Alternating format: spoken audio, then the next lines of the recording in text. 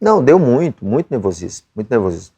Minha vinda para o Internacional, ela aconteceu de uma maneira que, assim, normalmente não acontece. Mas, assim, o Fernandão, ele foi de uma inteligência e dificilmente a gente ganharia alguma coisa se ele não tivesse no grupo.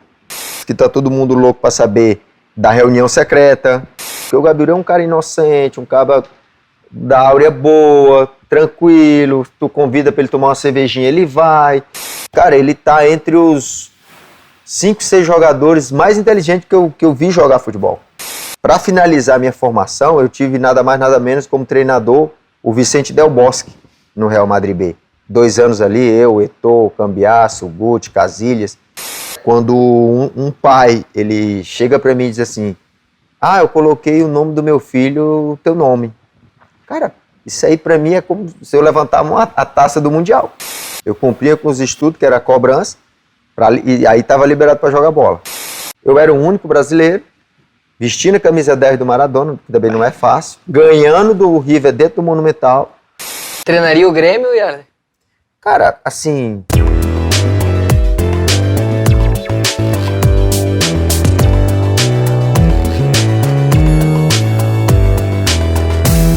O Olhos Papo está no ar, sejam todos bem-vindos a mais uma edição do nosso podcast. Eu sou o Matheus Beck, estou aqui à frente novamente de mais uma edição do nosso programa. Estamos aqui, vocês sabem bem, no Haka Pub, nosso grande parceiro. E antes de nós revelarmos quem está aqui com a gente, nosso convidado, que a gente fica realmente muito honrado por isso, tenho que falar do nosso grande apoiador, a Cati Calçados, que nos apoia, que está investindo para que a gente consiga manter essa estrutura. Nós temos aqui o Matheus Giuseppe, Anderson Cabelo, Sérgio Coelho, também o Luiz na nossa equipe. Então, para que a gente consiga ter toda essa estrutura, fazendo material de qualidade, trazendo personalidades também de grandiosidade, que às vezes que é imensurável, a gente precisa desse apoiador e a Cati Calçados está apoiando o nosso projeto. Inclusive, se tu for lá no site da Cati Calçados e colocar Olhos Papo, tem um desconto de 5%, então tu pode garantir um sapato, um tênis ou uma chuteira para quem joga futebol, como esse cara que está aqui, que muito jogou, Pedro Yarley. Tudo bem, Yarley?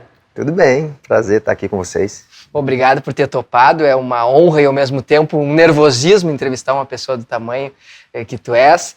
E eu queria que antes da gente falar sobre a tua carreira, falar sobre... enfim, a infinidade de coisas e assuntos que a gente pode explorar nessa tua vinda, que tu falasse sobre o teu livro, né, que é algo que tu tá lançando, tá fazendo toda uma jornada, premiando vários veículos de comunicação falando sobre o livro. Então eu queria que tu contasse um pouquinho sobre esse livro, como surgiu a ideia dele, onde ele já está à venda, enfim, faça o teu marketing para nós, Ian. Pois é um livro muito especial, né, que já faz bastante tempo que está escrito, né? Ele estava ali na forma, esperando o momento certo. Logo depois da conquista do Mundial, em 2007, eu já comecei a montar o livro, juntamente com o meu assessor de imprensa, o Rodrigo Russumano, na época. Eu em Fortaleza, até de férias, comecei a fazer os áudios, mandava para ele colocava no computador, e a gente foi, no decorrer de 2007 ali, 2008, montando o livro, escrevendo o livro. Eu saio do Internacional, continuei escrevendo o livro, e a intenção, no momento que a gente finalizou o livro, era lançar com 10 anos. Só que aí veio o problema de rebaixamento, todas as questões do Internacional, os problemas que o Internacional teve. A gente adiou um pouquinho, mas tudo no momento certo, né? Agora o momento é muito propício, são 15 anos da nossa conquista, e lá eu conto desde a nossa saída de Porto Alegre até o nosso retorno, que a gente estava comentando antes, sobre aquela chegada fulminante, né, com muito calor, com muita gente mesmo, e o livro já está à venda na loja, né, loja.pedroyarley.com, e dia 13 eu estarei também na Feira do Livro a partir das 19 horas. Livro que se chama? Gigante Yarley. Gigante Yarley. E Yarley, queria que tu contasse, eu acho que pra gente eu quero chegar lá em Quixeramobim, eu quero chegar no teu início, mas antes de nós chegar, vamos de trás para frente, porque eu acho importante pegar o gancho no teu livro, que eu imagino que tenha diversos detalhes que talvez tu não tenha dividido ainda com as pessoas. Como é que foi assim, e eu digo de trás para frente mesmo, vamos começar na festa, como é que foi essa chegada? Vocês imaginavam que ia ter um comboio desse tamanho? Vocês imaginavam que era para um colorado isso tudo? Sim, porque era um dos motivos que nos movia muito para conquistar esse título, era o torcedor. Né? O torcedor, desde a nossa saída daqui, que já foi algo histórico, né?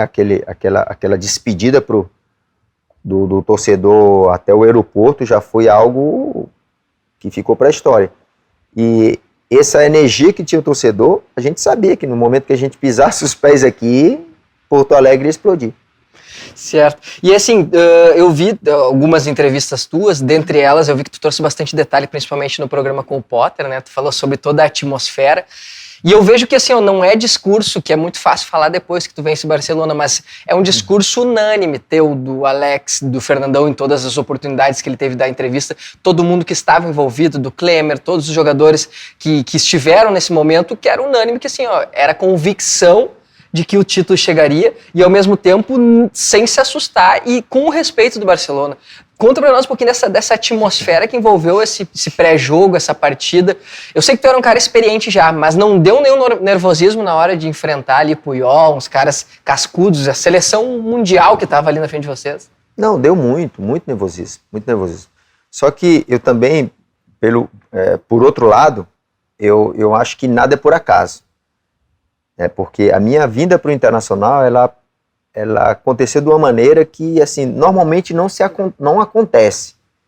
Ninguém deixa um contrato que eu tinha no México de 3 anos, ganhando mais do que o dobro do Internacional, né, para ir para o Internacional, que naquele momento era um time grande, tricampeão, mas assim, existia outros clubes interessados, e só que o Internacional, na hora que veio o convite do Internacional, me deu uma coisa assim, sabe? Eu disse assim, cara, quando o presidente me ligou, que ele comentou sobre o projeto, das pessoas que estavam lá, aí eu falei, essa é uma grande oportunidade.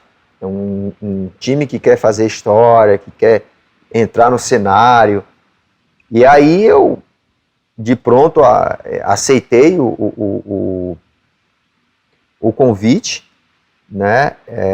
E quando eu digo que nada é por acaso, porque eu já tinha sido campeão mundial, já tinha estado no Japão, já tinha jogado contra um grande, que era o Milan, do Kaká, eu já tinha enfrentado, já tinha essa experiência de jogar Libertadores, né, de tudo que o Internacional estava precisando. Na hora que o Fernando Carvalho pontuou as minhas características e disse que eu era importante no projeto, aí ele me ganhou. Então eu vim. E no momento que eu chego no Japão, eu chego muito tranquilo, nervoso, com certeza. Até fiquei mais nervoso no primeiro jogo do que no segundo, porque o primeiro jogo a gente tinha que ganhar de qualquer jeito, sem jogar bem, a bola tinha que entrar lá para a gente ir para a final, e assim foi, com todo nervosismo.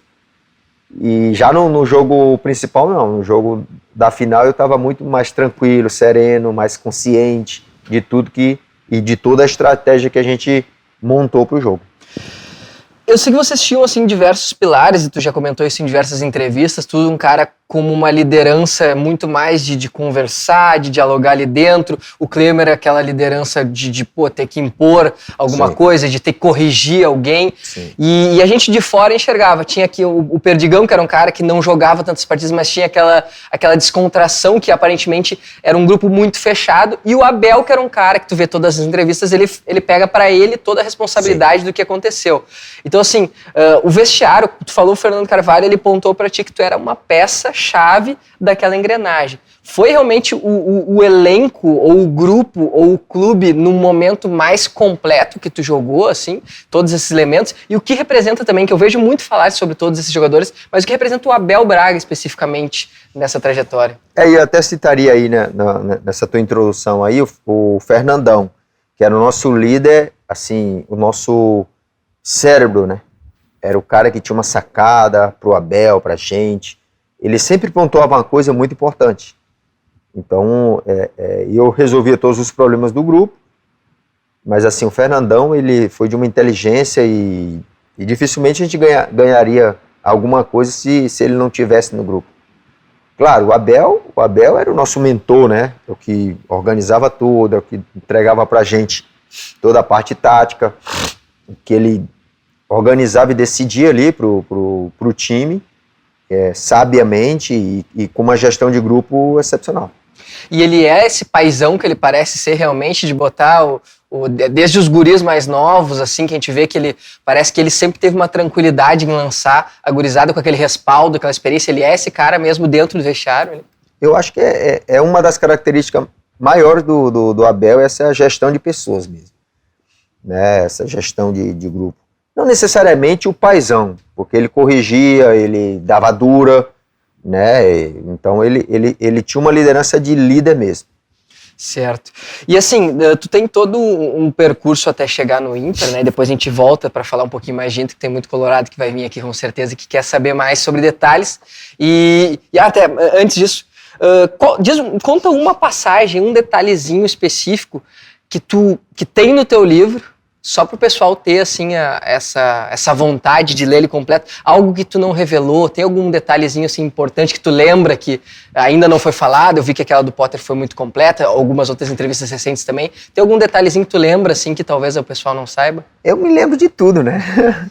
Eu tô há 10 anos aí com esse assunto na cabeça. Eu me lembro desde do primeiro dia da nossa saída, tudo. Porque quando mais tu fala e mais tu conversa com os pessoal, a gente vai agregando aí na história, né?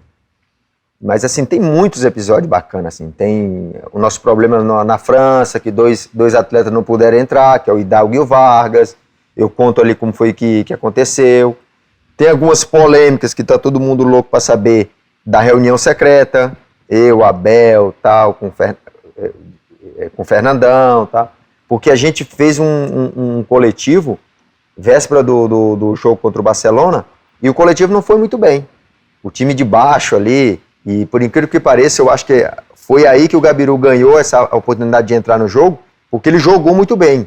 Ele treinou muito bem, coisas que não vinha acontecendo no decorrer do campeonato, que ele vinha criticado, né, vaiado até, mas assim, lá no Japão ele vinha treinando muito bem. E nesse amistoso ele jogou muito bem. Ele, o Perdigão, os caras ali. E eu conto tudo ali o que aconteceu nesse coletivo. Aí quando a gente saiu dali, eu me preocupei em de repente dar algum toque pro Abel, e fui no Fernandão ver o que ele achava. Ele achou bacana. Depois a gente foi no quarto do Abel e aí a história tá lá, tudo bem contadinha. Tá bom.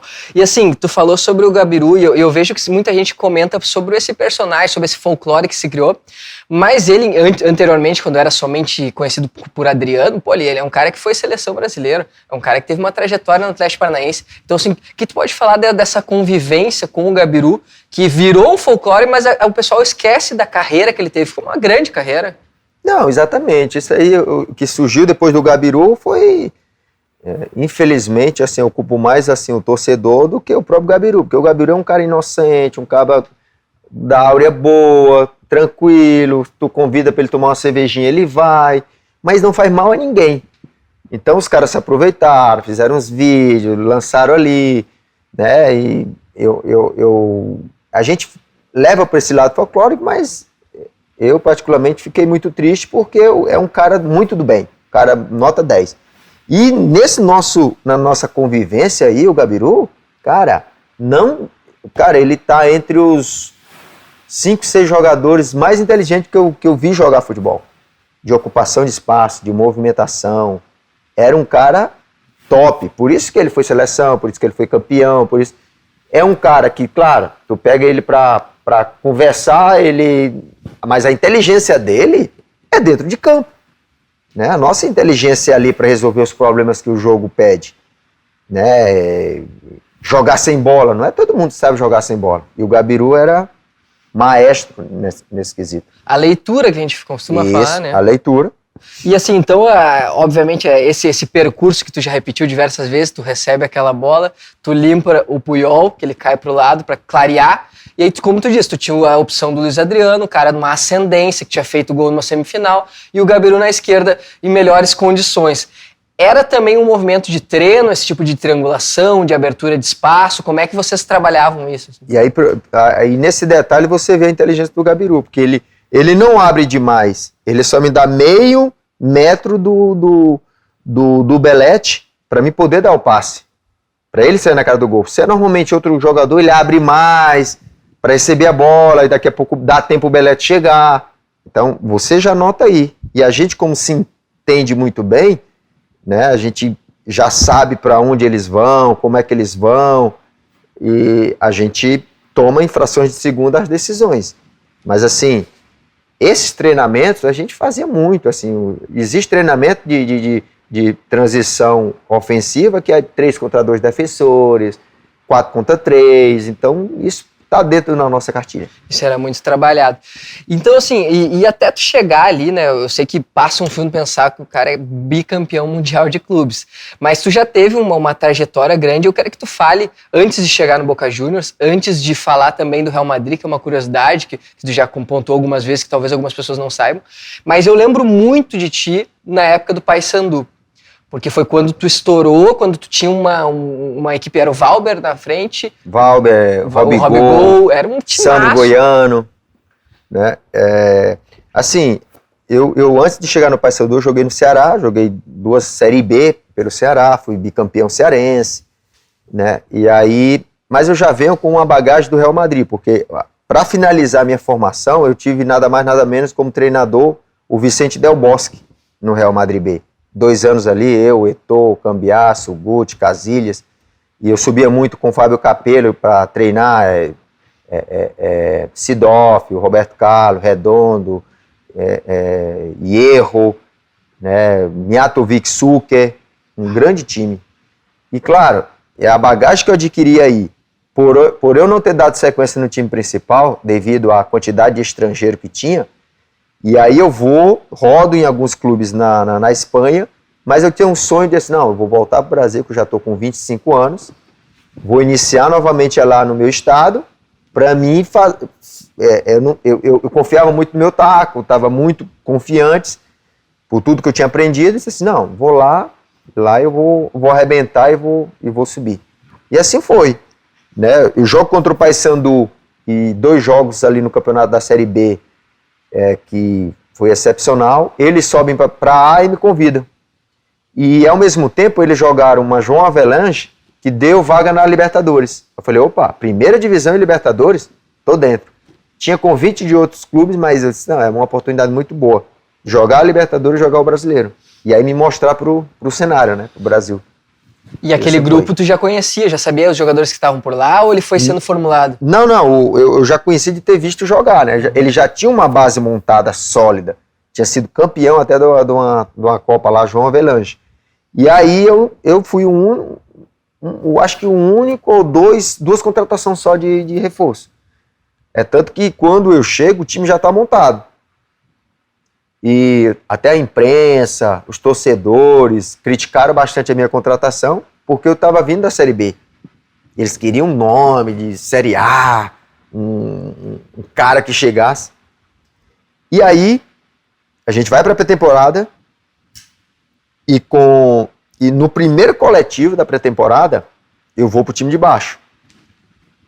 Só que eu faço 3 gols no time de baixo.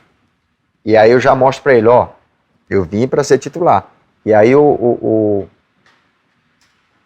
Dario Pereira já em seguida, no segundo tempo do coletivo, eu fiquei só 45 minutos de coletivo de pré-temporada no banco.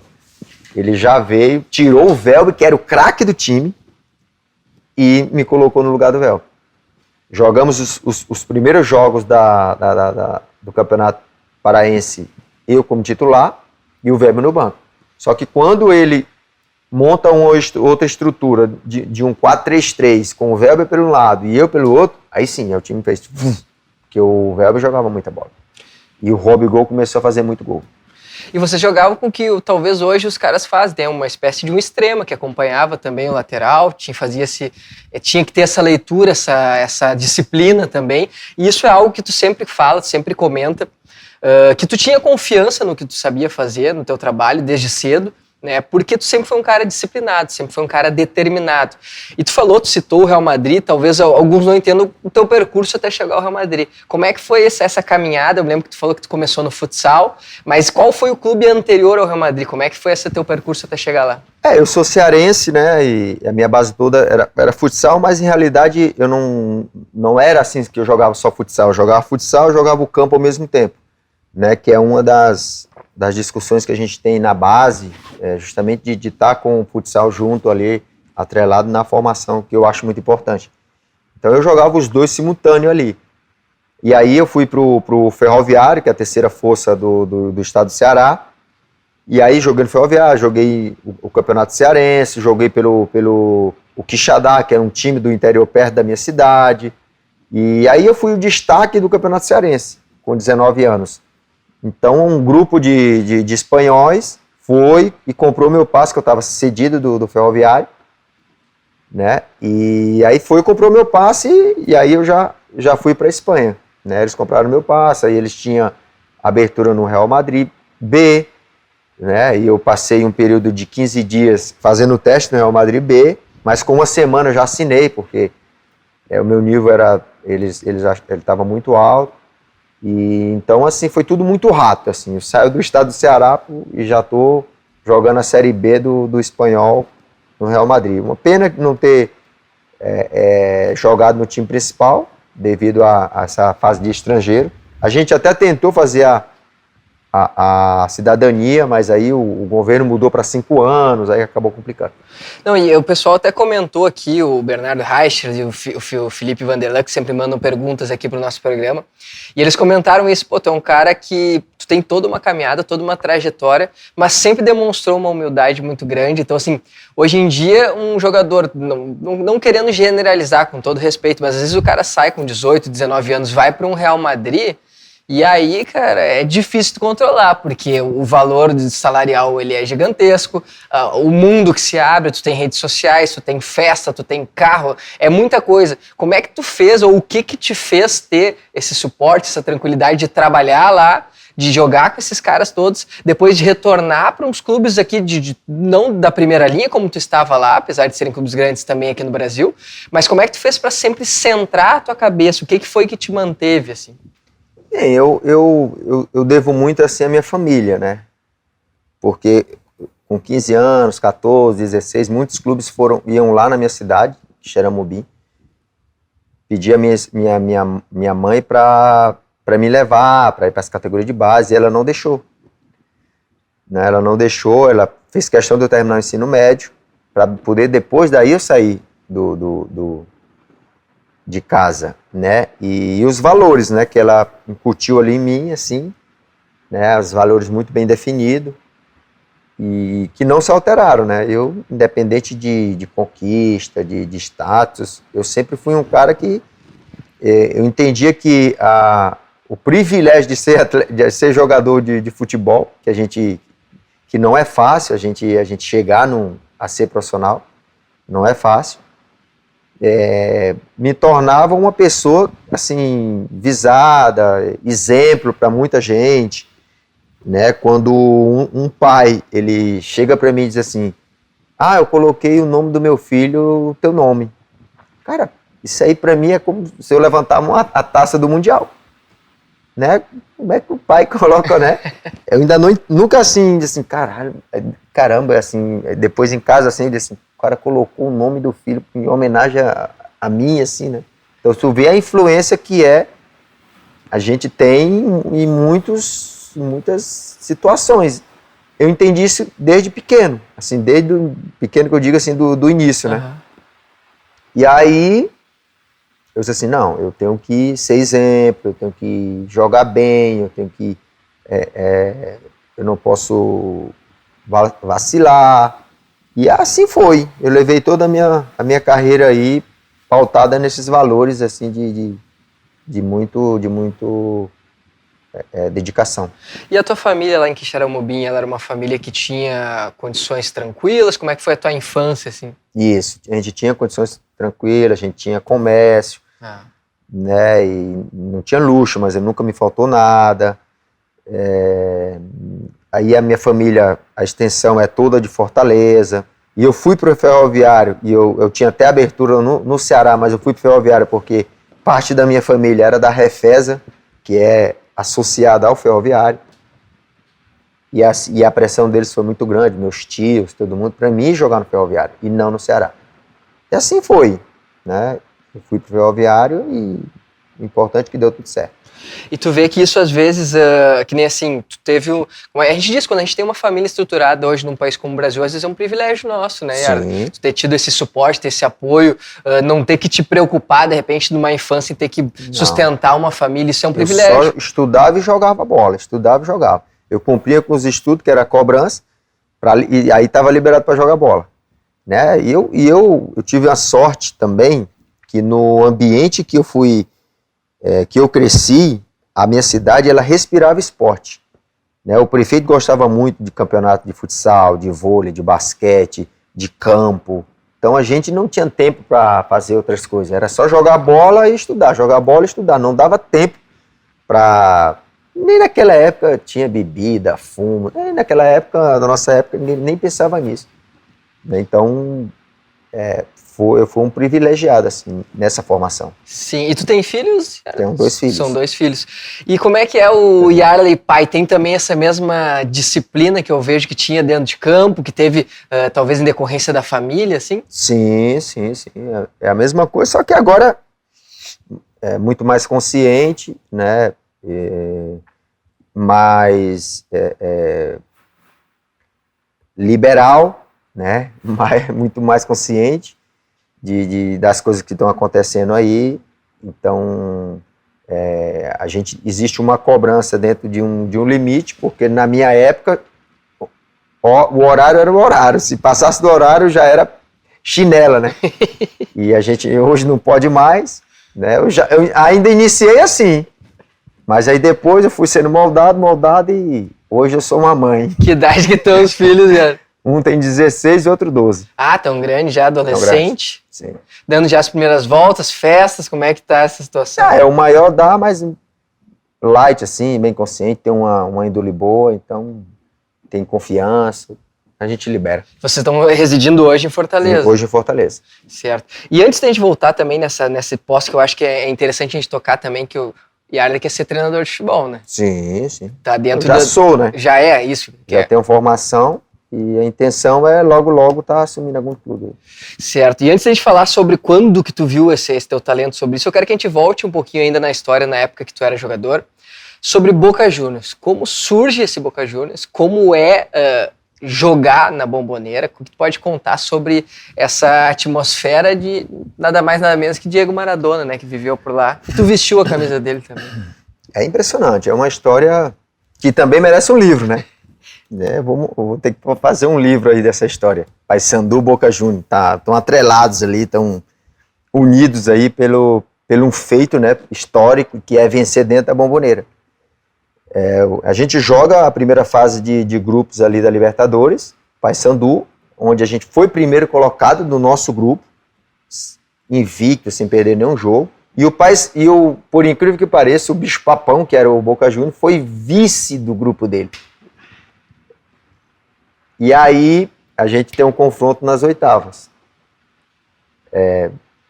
Todo mundo achava que, claro, que ia ser uma goleada, uma festa, né? Fazia desde a época do Pelé, de Ronaldinho, que não perdia dentro da Bombonera. Mas assim, foi uma surpresa. A gente, né? Eu estava numa tarde e noite muito inspirado, né? E aí acabei sendo um destaque da partida, fazendo gol, ganhando de 1-0 dentro da Bombonera.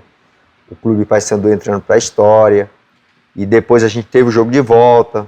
E aí o Boca veio muito mais precavido, e com o elenco que tinha, né, e a gente sem 2 titulares absolutos por expulsão, faltou mais fogo para encarar o Boca Juniors, que ganhou da gente, e depois acabou sendo campeão da Libertadores. Foi 1-0 na Bombonera, com gol teu, né? Sim. E depois na volta... 4-2 para eles. 4-2.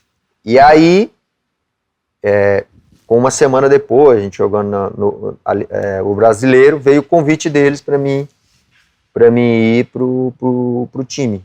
Então, a Libertadores caiu no meu colo, eles ganhando, e aí a gente foi campeão do Argentino, e tem um jogo histórico que é contra o River no Monumental de Nunes, onde eu fui o destaque, também fazendo gol, um dos gols mais bonitos do Superclássico, está entre ali os 10 mais bonitos.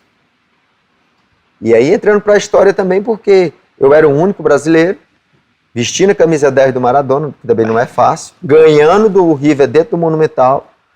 Então ali eu já não podia nem mais sair de casa. Não dava para circular pelas ruas. Tinha que ter escolta, era uma confusão. E não pesou essa camisa do Maradona? Como é que foi quando eles te disseram que tu ia vestir a 10?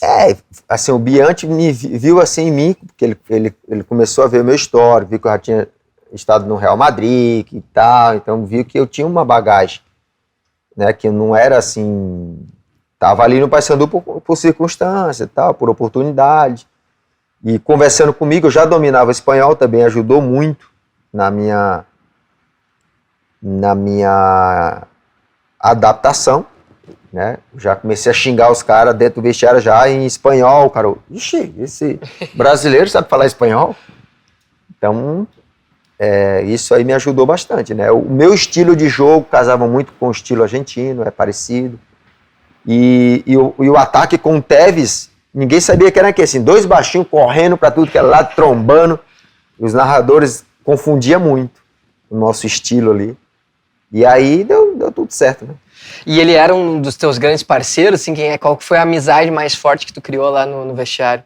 Por incrível que pareça, foi o Matisse Donetti, que faz o gol do título, né, lá no Mundial, que era meu parceiro. Eu tento dar uma cavadinha no Dida, a bola bate no Dida, sobra, e o Matias faz. Ele era meu grande amigo no clube, mas claro, Tevez, Esqueloto, que a gente fazia o ataque ali, a gente entendia muito bem. Fazia uns churrasquinhos, acontecia. Sim, também uns encontros fora? Lá é direto, né? É como aqui no Rio Grande, aqui no Sul. É churrasco, só que um pouco diferente, né? Mais parrilla. Na grelha mesmo. Na grelha. Uhum. E assim, conta também uma passagem que eu achei legal, que tu comentou num dos programas que eu assisti, que tu teve a participação, sobre um retorno teu na Bombonera, né? Em que foi um jogo festivo, comemorativo, e aí teve uma saudação da torcida, fez um cântico pra ti, que eu acho que são poucos que têm esse privilégio de terem esses nomes juntos, assim, numa hora de uma exaltação, né? Foi na despedida do Batalha, né? Tinha 50 mil dentro da Bombonera, não cabia mais ninguém. E aí, a gente perfilado no túnel, e tinha um canhão de luz no meio do estádio, e aí o narrador ia chamando um por um. E aí chamava Esqueloto, a galera, pá, Riquelme, pá, Palermo, pá. E eu ansioso, cara, será que esse pessoal ainda lembra de mim, né? Eu ali, né, caladinho na minha, tava com muito receio, assim, de como eu seria recebido, né? Cara, mas foi uma surpresa muito grande, né? Porque eu fiquei ali entre esses caras. Então eu disse, opa, né? Tô no bolo aí. Bacana. E assim, essa bagagem, eu imagino, tu tem Real Madrid, tu tem Boca Juniors, tu tem o Internacional, mas tu tem passagem por outros clubes também com relevância nos seus determinados estados. E eu acho não, isso tudo constrói um ser humano com uma bagagem gigantesca. E aí tu tem o passo, após a tua aposentadoria, a se tornar treinador de futebol. Quando que foi esse interesse? Era imediato? Quando tu era jogador, já pensava, já imaginava isso? Sim, porque assim, eu em todos os clubes que eu passei, eu fui capitão. Eu era um dos caras assim da gestão do grupo, né? Gostava muito de fazer aquele trabalho de formiguinha, de apoiar um companheiro, de ajudar um ao outro e tal. E fazer essa gestão do grupo. Entendia o que estava sendo feito, até mesmo por ter sido treinado pelo Vicente Del Bosque, que gostava muito dessa parte tática. A gente no Brasil não era muito assim da parte tática, né? A gente era mais da intuição mesmo, né? Organizava a defesa ali, mas o ataque a gente era mais intuitivo, criativo, a gente tinha que resolver os problemas. E aí eu comecei a entender essa parte tática do espanhol, né? E a ocupação de espaço, movimentação, por isso que o meu futebol, todo o time que eu passava, normalmente o treinador gostava, que eu era bem um jogador tático, assim, e li o jogo, entendi o jogo, no Barcelona lá, a importância de segurar a bola naquele momento, tudo isso é pensado. Então, você vai construindo. Tem um curso de executivo, tem um curso de gestão, tem um curso que poderia ser um coordenador técnico, um executivo de futebol, que é uma das profissões que estão na moda aí, que com muita importância dentro do departamento de futebol. Poderia perfeitamente. Sei, conheço, estudei, mas não me move. Assim, não. Eu preciso do cheiro da grama, da bola, do vestiário. Por isso que eu fui para ser treinador. E como é que tem sido esse teu percurso hoje? Tu é um cara que está no mercado, está à disposição. Sim. Já houveram algumas sondagens? Como é que foram as conversas? E qual que é teu objetivo, teu sonho? Tu pensa ali também, daqui a pouco, treinar o Inter, treinar o Boca Juniors, por que não treinar o Real Madrid? São coisas que passam na tua cabeça? Eu acho que assim, é um passo de cada vez. O importante agora eu ainda estou concluindo a licença A, mas já estou liberado para treinar. Muitos estão, né? E muitos estão aí treinando para concluir. Já tenho a minha comissão, a gente já tem o nosso modelo, a gente já está trabalhando. Por incrível que pareça, os convites de trabalho, tudo foi mais nessa parte de gestão, de coordenador técnico, de executivo. E eu deixei as portas abertas que na hora que surgiu uma oportunidade para ser treinador, disse, tu me chama quando tiver para ser treinador, eu tô aí. Não aceitei, já era para mim estar trabalhando, mas eu acho que se eu me lancei como treinador, aí eu vou para executivo, para depois voltar como treinador, vai bagunçar, né? Claro. E aí não aconteceu, mas assim, eu vou ter uma reunião com algumas pessoas que de repente têm a possibilidade de ser meu empresário, né? O caso do Gilmar Veloz, que tá na Europa. Depois, quando ele chega, eu vou ter uma reunião para ver se a gente vai iniciar esse trabalho. Se não, a gente vai atrás de outro e aí a gente traçar alguma estratégia. E o perfil de treinador, como é que vai ser o Yarley na beira de campo, assim, qual que é o espelho? Quem que é o treinador que trabalhou contigo que tu diz, não, eu quero ter uma linha semelhante a esse cara? Assim, é muito difícil a gente saber, né? Porque, assim, em termos de temperamento, espero ser tranquilo, assim, né? Não ser tão exaltado, essas coisas assim não me agrada muito, porque aí tu acaba perdendo a noção de leitura do jogo e acaba te passando alguma coisa. Mas, assim, vibrante, sem dúvida, né, com muita garra, porque era o meu estilo. O meu time vai ter que correr, não tem como, vai ter que suar, vai ter que brigar todas as bolas, né? Então, dentro do meu modelo, a gente vai preservar isso, né? Um time aguerrido, um time protagonista, mas, claro, tudo se resume às peças que tu tem.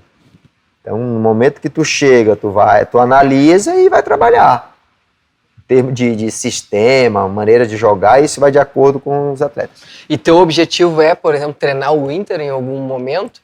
Claro, no momento que tu se lança como treinador, tu tá à disposição no mercado, né? Então, claro que é muito mais interessante você ter uma experiência prévia para depois começar a treinar esses times grandes já com a bagagem, uma experiência, né?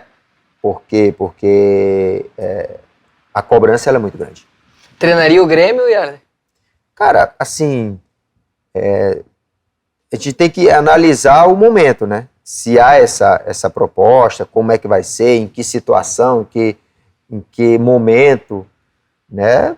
Por exemplo, tá aí o Roger Machado, que de vez em quando é ventilado no Inter, né? Então, isso vai depender do contexto, da situação. E eu acho que assim, até pra gente se encaminhar para o fim do nosso programa, pra gente liberar aqui, Arley, eu me lembro assim que uma das questões é que vocês, apesar de ter tido uma época vencedora, tu, Fernandão, a exemplo de outros jogadores do outro lado, do Grêmio também, sempre foram muito respeitosos, né? Então nunca venceram com os clubes, mas jamais, apesar de que eu acho que a corneta sadia ela é bacana também, mas você sempre, não era de vocês, não era do perfil de vocês. Tu acha que isso é importante? Tu é a favor, tu é contra essa corneta dos jogadores? A gente sabe que tá acontecendo muito aqui na dupla, tá fervendo o negócio. Sim, sim. É assim, eu acho que tudo tem um limite. A gente tem que ter um equilíbrio. Na nossa época tinha algumas coisinhas, mas claro, hoje ela está desse tamanho devido às redes sociais. Então é muito aberta, é muita coisa, é muita mídia, né? E às vezes os caras se passam um pouquinho, porque assim, ó, a flauta, ela existe ali, mas a partir do momento que eu levo esse sentimento para dentro do campo e vou brigar, vou discutir, vou bater, vou dar porrada, vou expulso, então a flauta não é bacana. Não é bacana porque o futebol não é mais aquela disputa sadia para ver quem ganha, quem vence o melhor. A gente fez grandes clássicos e tal. E aí, hoje você vai para um clássico desse, é uma guerra, tem que matar ou morrer, não pode. Aí não fica bacana, né? É 1-0, é 1-1, não tem um futebol bonito, vistoso. Né? Então, eu acho que tem que ter um limite. Tu acha? Deixa pra quem gosta de folclore, de provocação, teu negócio é bola. Meu negócio era jogar bola. Meu negócio era bola. Certo. E pra gente encerrar efetivamente, Arley, a gente tem um quadro chamado Olha Isso. Nosso programa se chama Olha os Papos e tem o quadro Olha Isso. O que é Olha Isso? Olha Isso é um momento que tu dedica a expor para as pessoas algo que tenha muita identidade contigo, uma coisa que tu gosta, pode ser uma série, pode ser um filme, pode ser uma música. E além da tua dedicação, eu quero que o nosso querido Cabelo soprou aqui uma tua, quero que tu conte também o que tu gosta de fazer pessoalmente. Eu sei que tu gosta de uma música alta, como é que é o Yarley, assim, pessoalmente, o que tu gosta de fazer no teu entretenimento, um momento de descontração, de curtir, enfim. Cara, por incrível que pareça, eu gosto de cozinhar. Cozinhar. Nessa pandemia aí, meu amigo, a minha esposa não chegava nem perto, eu não deixava, porque era o momento de eu desopilar, né? E era cozinhar, fazer os pratos. Até me arrependi de não ter feito lives cozinhando, né? Mas daqui a pouco eu faço algumas aí. Né? Chamo uns amigos, vamos cozinhar, tomar um bom vinho, né? Isso que eu gosto de fazer, né? Cozinhar, me arrisco no churrasco também, que eu aprendi, Argentina e Rio Grande do Sul. Não tem como o cara... essas potências aí no churrasco eu não vou aproveitar e aprender. Então, isso no meu tempo livre é o que eu gosto de fazer. Mas a cozinha do Yarley, ela tem diversos tipos? Tem um pouco de comida nordestina, um pouco de comida gaúcha? O que é o que tu mais costuma fazer? Isso, é variado, né? A semana toda tem um pouco de coisa. Até uma moqueca de peixe, né? Que é lá do nosso Ceará. Faço a moqueca de tilápia ali, com olho de coco, com dendê, com bastante legumes. Fica bacana. E olha isso, a indicação aí a indicação que tu pode dar para nós aí de um filme, um livro, um filme. É o livro Gigante Yarley. A indicação não tem melhor do que essa. Né? Tem muitos bastidores, tem muita coisa bacana aí. Tem um índio comprando no Japão, pedindo desconto. Imagina, né? O índio falando inglês com o japonês pedindo desconto. É muito bacana. Então, se liga. E o site? O site é loja.pedroyarley.com. Certo, então, por favor, vamos lá, adquiram o loja.pedroyarley.com, o livro do nosso querido Yarley, campeão mundial pelo Inter, campeão mundial pelo Boca Juniors, toda essa história que ele dividiu aqui com a gente. Então, eu te agradeço mais uma vez, Yarley. Eu agradeço. Eu sei que tu tá morando em Fortaleza, tá aqui em Porto Alegre com uma agenda absolutamente complexa Tá e lotada, bacana. mas abriu um espacinho aqui para nós, então é um privilégio, uma satisfação imensurável. Obrigado mesmo, Yarley. Obrigado, Cate Calçados, nosso apoiador aqui no Hackapub. Vai lá, por favor, na Cate Calçados, bota Olha os Papos, tem 5% de desconto. E lembrando também, para que a gente consiga manter esse nosso projeto, esse nosso produto, é importante que vocês se inscrevam no nosso canal, deem um like, compartilhem, comentem, porque é isso que fortalece o nosso conteúdo, isso que faz nós termos mais apoiadores, isso que faz nós trazermos pessoas gigantescas, como o caso de Pedro Yarley, que esteve aqui conosco. Obrigado. Então, obrigado, Yarley. Toda segunda-feira às 20 horas, mais edições aqui do Olha os Papo. Até a semana que vem, gurizada. Valeu!